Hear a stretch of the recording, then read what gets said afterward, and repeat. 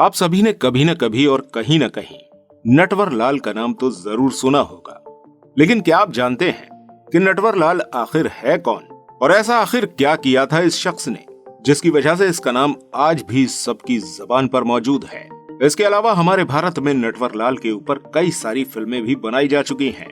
तो आखिर कौन था ये नटवरलाल, चलिए जानते हैं। दोस्तों, हमारी भारत की भूमि पर कई सारे ऐसे महान लोग जन्मे हैं जिन्होंने अपने हुनर और कला से पूरी दुनिया में अपना नाम और हमारे देश का नाम रोशन किया है। लेकिन क्या कभी आपने ये सुना है कि कोई इंसान ठगी करके पूरी दुनिया में मशहूर हो गया हो? जी हाँ, वो नटवरलाल है जिसका नाम हम अक्सर सुनते रहते हैं। वो असल में एक बहुत बड़े ठग ही थे। नटवरलाल इतने बड़े ठग थे जिन्होंने ताजमहल, लाल किला, राष्ट्रपति भवन, यहाँ तक कि संसद भवन तक को बेच डाला था। नटवरलाल का असली नाम मिथिलेश कुमार श्रीवास्तव था। नटवरलाल नाम इनका बाद में पड़ा और ज्यादातर सभी लोग इन्हें नटवरलाल के नाम से ही जानते हैं। मिथिलेश कुमार श्रीवास्तव यानी कि नटवरलाल का जन्म साल 1912 में बिहार के सिवान जिले में हुआ। नटवरलाल से इंस्पायर होकर भारत में 2 फिल्में भी बनाई गई हैं, जिनका नाम मिस्टर नटवरलाल और राजा नटवरलाल है। सबसे पहले मिथिलेश ने अपने पड़ोसी को ही ठग लिया था।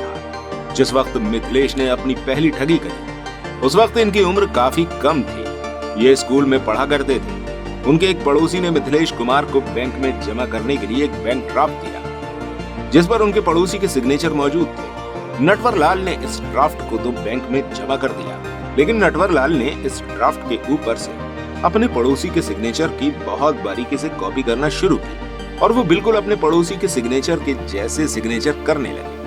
उसके बाद नटवरलाल ने अपने पड़ोसी के बैंक अकाउंट से धीरे धीरे करके पैसे निकालना शुरू कर दिए।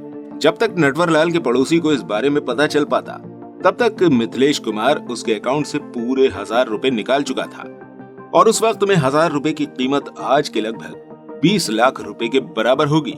मिथिलेश कुमार की इस हरकत की खबर पूरे गांव को लग चुकी थी और जब मिथिलेश कुमार के पिता को इस बारे में पता चला तो उन्होंने मिथिलेश कुमार को बहुत मारा और घर से निकाल दिया। इसके बाद नटवरलाल अपना घर छोड़कर कोलकाता चला आया। कोलकाता पहुंचने के बाद नटवरलाल ने कोलकाता में ही अपनी पढ़ाई शुरू कर दी। अपनी पढ़ाई और रहन सहन का खर्चा निकालने के लिए नटवरलाल ने एक कॉटन मिल के मालिक केशव राम के बेटे को पढ़ाना शुरू कर दिया। मिथिलेश कुमार को पढ़ने लिखने का बहुत शौक था और ग्रेजुएशन में एडमिशन लेने के लिए जब मिथिलेश कुमार को पैसों की जरूरत पड़ी तो उसने अपने सेठ केशव राम से पैसे मांगे, लेकिन सेठ ने नटवरलाल को पैसे देने से मना कर दिया। इस बात से नटवरलाल को सेठ पर इतना गुस्सा आया कि उसने सेठ को सबक सिखाने का फैसला कर लिया। ये सेठ के पास गया और उसने कहा कि वो अपने किसी दोस्त से मार्केट से कम दाम पर सेठ को रॉ कॉटन दिला देगा। सेठ ने उसकी बात पर यकीन कर लिया और उसे एडवांस के तौर पर 4.5 लाख रुपए दे दिए। जैसे ही नटवरलाल के हाथ में ये पैसे आए, नटवरलाल कोलकाता छोड़कर भाग गया और सेठ नटवरलाल का कुछ नहीं बिगाड़ सका। इसके बाद मिथिलेश कुमार पूरी तरह से ठगी का रास्ता अपना चुका था। धीरे धीरे करके मिथिलेश कुमार इतना बड़ा ठग बन गया कि उसने भारत के राष्ट्रपति और प्रधानमंत्री के नाम पर भी काफी सारे लोगों को लूटना शुरू कर दिया। कोलकाता से भागने के बाद मिथिलेश कुमार मुंबई पहुंचा और वहां जाकर परचेजिंग ऑफिसर का भेष बनाकर वो अपने एक साथी के साथ एक कपड़े की मिल में पहुंच गया, जहां नटवरलाल ने कंपनी के ओनर से 3.5 लाख रुपए का ऑर्डर लिया और एडवांस में 2 लाख रुपए भी लिए। उसने कंपनी के ओनर से कहा कि माल की डिलीवरी कल आजमगढ़ रेलवे स्टेशन पर होगी, लेकिन जब फैक्ट्री के लोग रेलवे स्टेशन पहुंचे तो उन्हें वहां कुछ भी नहीं मिला। फैक्ट्री के ओनर ने मिथिलेश कुमार के ऊपर केस कर दिया और पुलिस ने भी मिथिलेश कुमार को ढूंढकर अरेस्ट कर लिया। पुलिस वालों को लग रहा था कि उन्होंने नटवरलाल को नहीं बल्कि उसके साथी को पकड़ा है जिसने अपना नाम मिल में नटवरलाल बताया था। इसी के बाद से सभी लोग मिथिलेश कुमार को नटवरलाल के नाम से जानने लगे। नटवरलाल सिग्नेचर की कॉपी करने में माहिर था, साथ ही में इसकी इंग्लिश और कम्युनिकेशन स्किल भी काफी ज्यादा अच्छे थे, जिसकी वजह से हर कोई बहुत जल्दी उससे कन्विंस हो जाता था। नटवरलाल की ठगी सिर्फ भारत तक ही सीमित नहीं थी, बल्कि नटवरलाल ने कई सारे विदेशियों को भी ठगा था। साल 1970 में नटवरलाल ने ताजमहल तक को बेच दिया था। उसने ताजमहल को सिर्फ एक बार नहीं बल्कि पूरे के पूरे 3 बार बेचा था।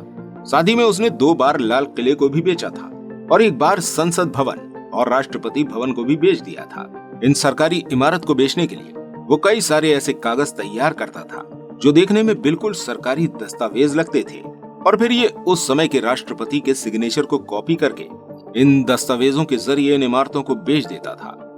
नटवरलाल इतना बड़ा ठग था कि उसने मुकेश, धीरूभाई अंबानी और रतन टाटा जैसे कई बड़े बड़े बिजनेसमैन को भी ठगा था। नटवरलाल इन लोगों से एनजीओ और सोशल वर्क के नाम पर काफी सारे पैसे लेकर गायब हो जाता था। हर बार वो इन लोगों के पास कोई न कोई भेष बदल कर आया करता था। एक बार नटवरलाल एक बूढ़े आदमी का भेष बनाकर दिल्ली के कनॉट प्लेस में एक बहुत बड़ी घड़ी की दुकान पर पहुंचा और वहां जाकर खुद को उस समय के वित्त मंत्री नारायण दत्त तिवारी का पीए बताया और वहां जाकर कहा कि प्रधानमंत्री राजीव गांधी ने कांग्रेस के सभी बड़े नेताओं की एक मीटिंग बुलाई है और इस मीटिंग में जितने भी नेता शामिल होंगे उन सभी को राजीव गांधी एक एक घड़ी देंगे। इसके लिए मुझे आपकी शॉप से टोटल 93 वॉचेस लेनी है। दुकानदार नटवरलाल को सच में वित्त मंत्री नारायण दत्त तिवारी का पीए समझ रहा था और उस पर यकीन कर चुका था। नटवरलाल ने वहां 93 घड़ियां पसंद की और दुकानदार से इन्हें पैक करने के लिए कहा। दुकानदार ने भी ये घड़ियां पैक कर दी और फिर नटवरलाल ने दुकानदार से कहा कि तुम अपने किसी आदमी को मेरे साथ नॉर्थ ब्लॉक भेज दो, जहां जाकर मैं उसे इन घड़ियों के लिए डिमांड ड्राफ्ट दे दूंगा। नॉर्थ ब्लॉक दिल्ली का वो इलाका है जहां बड़े बड़े नेताओं और अफसर के ऑफिसेज मौजूद होते हैं।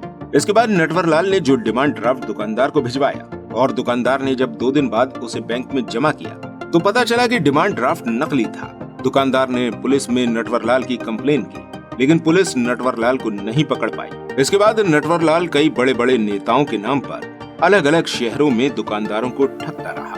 पूरी दुनिया की नजर में जो एक ठग था, असल में वो अपने गांव वालों के लिए एक मसीहा था। उसके सभी गांव वाले उसका नाम काफी इज्जत से लिया करते थे। वो लोग नटवरलाल को नटवरलाल नहीं बल्कि मिस्टर नटवरलाल कहकर बुलाया करते थे, जो अमीरों से पैसा लेकर गरीबों और जरूरतमंदों की मदद करता था। नटवरलाल ने भारत में कई बड़े बड़े शहरों में करीबन 100 से भी ज्यादा ठगी की थी और इतनी ठगी में नटवरलाल को सिर्फ 9 बार ही गिरफ्तार किया जा सका था, जिसमें से 8 बार वो पुलिस वालों को चकमा देकर भाग गया था। नटवरलाल ने पुलिस को बताया था कि मैंने किसी से पैसे नहीं छीने हैं, न ही किसी को डराया धमकाया है। लोग खुशी खुशी मुझे पैसे देते हैं। लोगों ने हाथ जोड़कर मुझे पैसे दिए हैं और कहा है कि श्रीमान हमारे पैसे ले लीजिए, और मैंने ले लिए। मैंने कुछ गलत नहीं किया। नटवरलाल के ऊपर इतने सारे केस चल रहे थे कि उनकी टोटल जेल की सजा 113 साल की थी, जिसमें से उसने सिर्फ 20 साल ही जेल में काटे थे।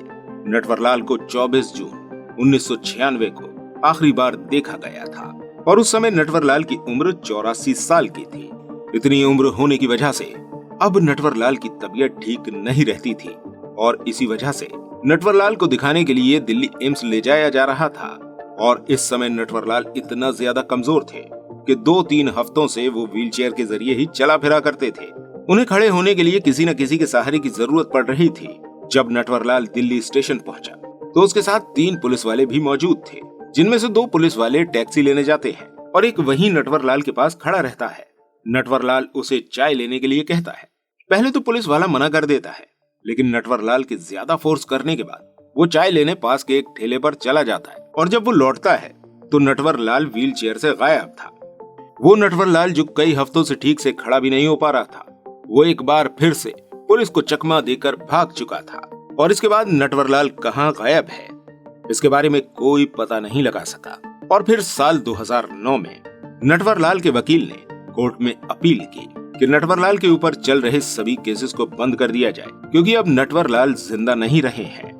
वकील का कहना था कि उनकी मौत साल 1996 में हो चुकी थी और उसके बाद नटवरलाल के ऊपर चल रहे सभी मुकदमों को बंद कर दिया गया।